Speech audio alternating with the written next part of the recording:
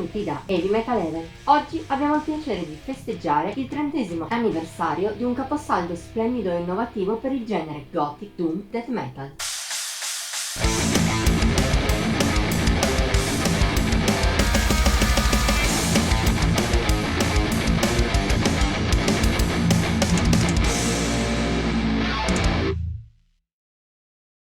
Se a un ascoltatore metal si parla di Norvegia negli anni 90, l'associazione immediata sarà quella inevitabile col black metal. In fondo è giusto così. Gente come Mayhem, Immortal, Darkthrone, Burzum, Emperor, Satyricon e tanti altri hanno creato non solo una scena e tanti dischi meravigliosi, ma soprattutto un genere eterno che ancora oggi milioni di persone seguono e amano. Tuttavia in quel periodo in Norvegia non c'era solo il black metal più puro, altri stavano sperimentando con altre sonorità, a volte più confrontabili con le scene che all'epoca avevano luogo in altri paesi. Come esempio potremmo prendere i Funeral, che già con il loro moniker hanno dato il nome al tipo di doom che suonavano all'inizio.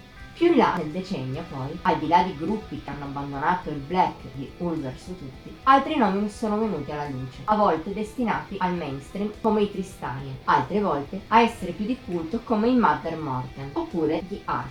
Tuttavia la band non black metal più influente emersa dal paese scandinavo in quel momento storico è un'altra. Parliamo dei Theatre of Tragedy. Nati nel 1993, proprio mentre il black metal stava raggiungendo l'apice sia a livello musicale che a livello di nefandezze criminali, hanno deciso fin da subito di muoversi su uno stile diverso e senza perdere tempo.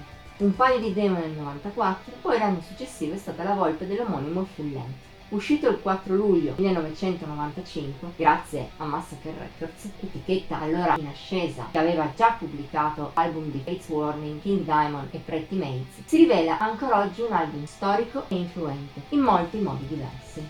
In primis non è il primo album Gothic Doom in cui si sente la voce femminile, ma gli esperimenti precedenti di Paradise Lost e The Gathering erano stati timidi. Qui invece la voce di Liv Kristine, all'epoca non ancora così famosa da potersi risparmiare il cognome Espenes, è al centro. Delicata, melodiosa, quasi infantile, in un senso però piacevole. Duetta lungo tutto il disco col growl di Raymond E. Rooney, in quello che è il primo esempio concreto ed espanso di cantato Beauty and the Beast. Non è però l'unico lato positivo e storicamente rilevante di Theatre of Tragedy. Da questo punto di vista brilla il lavoro di Lawrence Aspen a tastiere e pianoforte, estensivo e importante come mai o quasi lo era stato fino a quel momento in ambito Gothic Doom. Si accoppia con una base che, nonostante sia innovativa, per certi versi è rimasta più indietro rispetto ad altri nel genere, che già allora avevano abbandonato del tutto il lato death. Il che non è un problema, è anzi un arricchimento per il suono dei Theatre of Tragedy e rende questo debutto ancora più importante. Se non altro influenzerà anche nei decenni successivi il movimento Gothic Doom Death Metal che si rifà agli anni 90 e anche le band con solo voce maschile. Come del resto lo influenzerà la registrazione. Non proprio pulitissima, aiuta però a dare un fascino vintage unico al disco. Unendo a questo le liriche in un inglese aulico e ricercato, ispirate spesso a Shakespeare, ne risulta un album ammagliante già solo a livello di forma. Ma anche la sostanza è di altissimo livello. Nonostante i soli 2 anni passati dalla nascita, si sente che i norvegesi hanno lavorato moltissimo per crearsi la propria personalità e trovare idee vincenti, un fatto del resto più comune all'epoca rispetto a oggi. Al netto di una lieve immaturità, il gruppo sembra sapere sempre cosa vuole evocare e come farlo. Oscurità e delicatezza, rabbia e calma, maestosità e intimismo, come tante altre sfumature ancora, si incastrano alla perfezione. I Theatre of Tragedy hanno lavorato con consapevolezza assoluta per arrivare a questo risultato e si sente.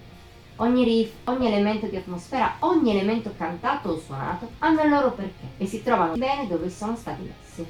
Premesso tutto ciò, non stupisce se il risultato è un forziere ombroso pieno di perle splendenti di luce nera, come Cheerful Birch. Mostra sia il lato più oscuro che quello emotivo dei norvegesi, con la delicatezza di Liv Kristine e delle lievi tastiere a fare da contraltare a ritmiche potenti, lente, quasi a livello funeral a tratti, e il growl di Rooney. Il contrasto funziona bene, sia di suo che nei momenti poco più dinamici, in cui entrambe le anime della traccia si uniscono, onirici e misteriosi.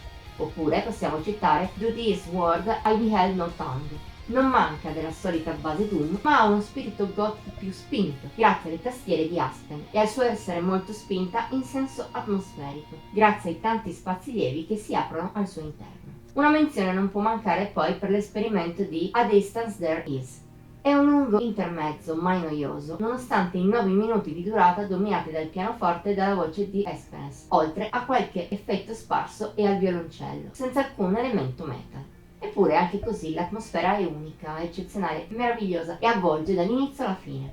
Infine, Sweet R2 è breve ma splendida nella sua atmosfera coinvolgente, data dal dualismo tra una base doom metal davvero evocativa e profonda, a tratti maestosa in maniera apocalittica, e le tante melodie. Derivano sia dalla voce di Dave Christine, sia dal pianoforte e dalle tastiere di Aspen, sempre protagoniste e arricchenti in maniera eccellente. Sono i picchi di un album che ha però molto altro da dare. Al suo interno anche i brani meno belli si rivelano piccoli capolavori.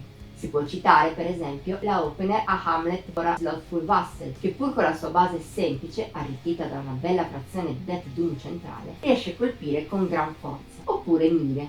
All'inizio è delicata, solo poi prende un po' di corpo. Il tutto, in ogni caso, è accompagnato da tastiere semi-orchestrali, che anticipano il gothic metal con voce femminile della branca sinfonica, che poi avrà tanto successo. E anche tutto il resto non scende mai sotto l'eccellenza. Nemmeno Hollow Hearted Heart of the Party, forse il pezzo più debole della scaletta, può essere descritto come meno che ottimo. A questo punto c'è rimasto davvero poco da dire. Theater of Tragedy è un album importantissimo sotto tutti i punti di vista, non solo quello storico. Se è vero che il primo vero album gothic metal con voce femminile, insieme a Mandilion dei The Gathering, uscito poco più di un mese dopo, sarebbe quasi un insulto ridurlo solo a questo. È anche un disco bellissimo, di una magia rara da trovare anche negli stessi generi metal. Poi è anche vero che gli stessi Theater of Tragedy metteranno ancora più a punto la loro formula musicale in Velvet Darkness dei Fear, di giusto un anno dopo, ma non è un buon motivo per sottovalutare questo loro esordio. Se ti piacciono il gotico o la branca più melodica del death doom metal, o entrambi, questo è un album che non può assolutamente mancare nella tua collezione. Nel caso, possibile seppur improbabile, tu non l'abbia mai recuperato, usa la scusa di questo trentennale e fallo. Voto di Heavy Metal Heaven 96 su 100. Per questa settimana è tutto. Hai apprezzato la nostra celebrazione di questo pezzo di storia del suo stile musicale? Diccelo nei commenti oltre a mettere like e a condividere. Ti invitiamo poi a iscriverti al nostro canale e ad attivare la campanella degli avvisi per rimanere al passo con i video pubblicati ogni pochi giorni. Infine siamo anche su Facebook, Instagram e Pinterest. Trovi i link qui sotto. Ci vediamo la prossima volta!